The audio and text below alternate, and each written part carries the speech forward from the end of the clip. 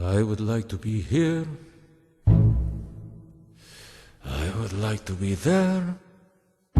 Сибирские или арктические хаски являются самыми быстрыми и выносливыми среди ездовых собак Аляски. Самый интересный факт о хаски — это случай, который произошел в 1925 году. Тогда собачья упряжка спасла целый город от гибели, за сотни миль привезя вакцину от дифтерии. Бронзовая статуя лидера упряжки Балта стоит у входа в Нью-Йоркский центральный парк. Хаски не может быть сторожевой собакой, опять же из-за их любопытного и дружелюбного характера.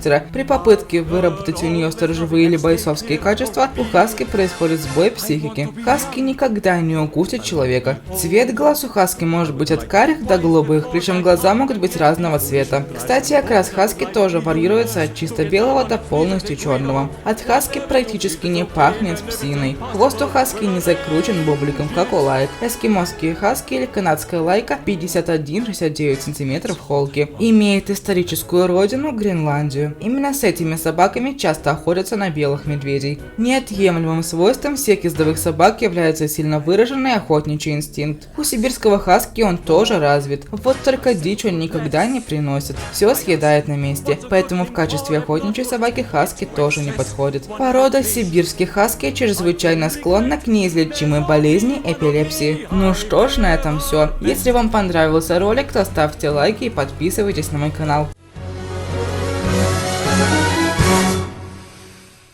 I would like to have another me to travel along with.